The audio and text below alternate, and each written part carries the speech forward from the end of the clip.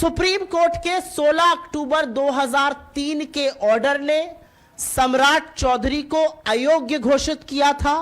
उनके 2000 के परबत्ता से निर्वाचन को रद्द किया गया था और इसी सब के चलते उनको मंत्री पद से भी इस्तीफा देना पड़ा था।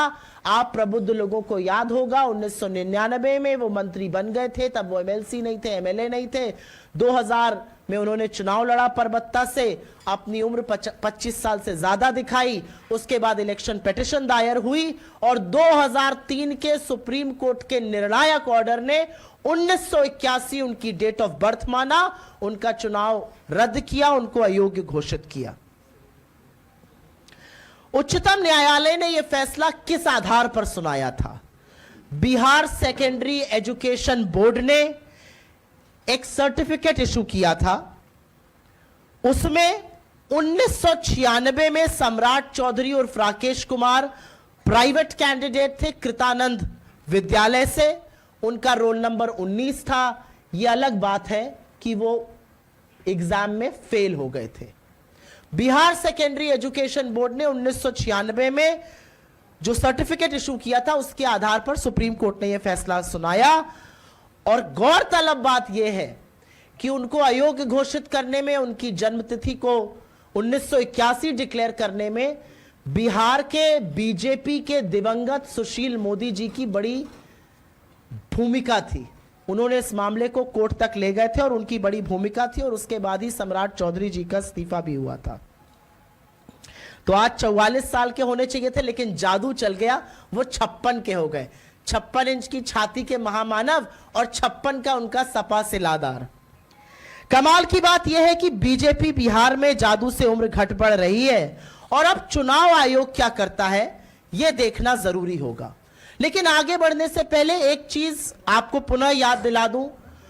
1995 में तारापुर में हत्याकांड हुआ था, ये भी उसमें संलग्न थे और इन्होंने रिटन में एफिडेविट देकर बोला था कि 1995 में ये मात्र 15 वर्ष के थे, ये नाबालिग थे और इसी आधार पर इनको बेल मिली थी। तो 1981 में पैदा हुए थे, ये इन्होंने खुद माना जब इनको तारापुर हत्याकांड में बेल चाहिए थी। 1968 के हो गए जब इनको चुनावी एफिडेविट भरना था, 1968 में पैदा हो गए।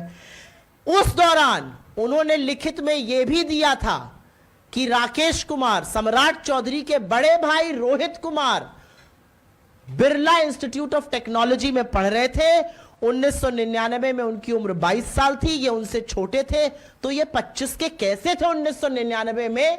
ये जो गुत्थी है ये महामानव और उनके सम्राट ही सुलझा सकते हैं।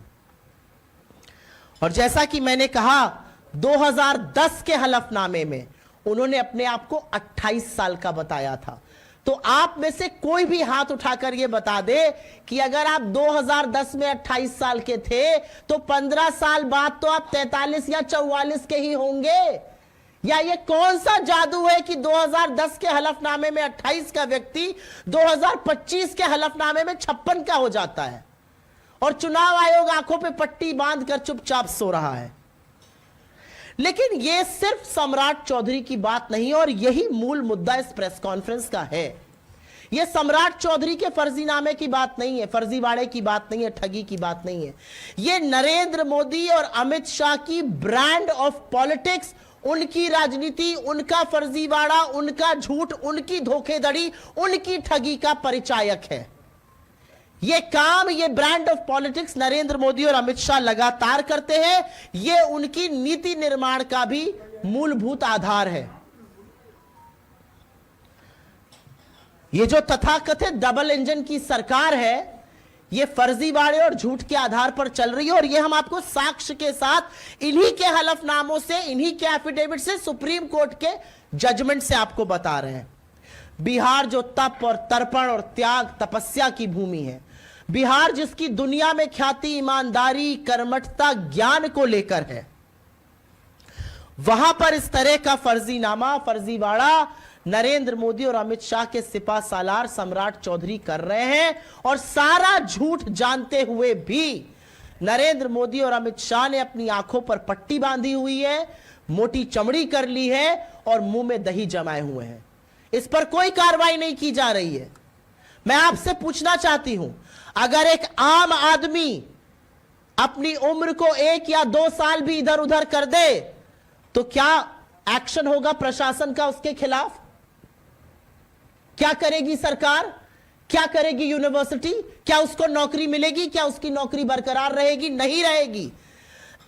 लेकिन यहां पर अपनी उम्र को साल दर साल इधर उधर करने वाले व्यक्ति को अध्यक्ष घोषित कर दिया जाता है, उसको मुख्यमंत्री बनाया जाता है। अब वो उम्मीदवार है और बीजेपी उसके खिलाफ कोई एक्शन नहीं ले रही है।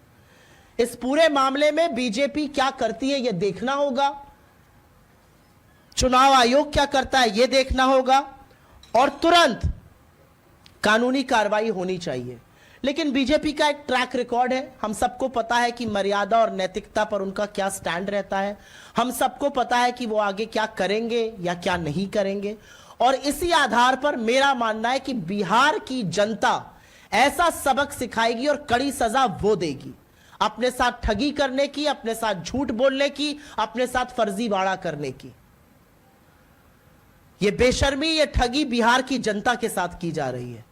और यहां पर टेस्ट पर चुनाव आयोग भी है।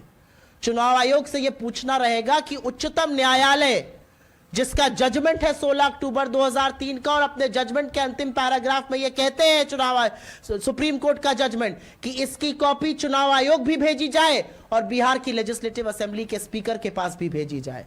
यह सब जानते हुए चुनाव आयोग ये फर्जीवाड़ा कैसे होने दे रहा है? नरेंद्र मोदी और अमित शाह ये ठगी, ये धोखाधड़ी, ये झूठ कैसे पनपने दे रहे हैं? सवाल इन बातों का है।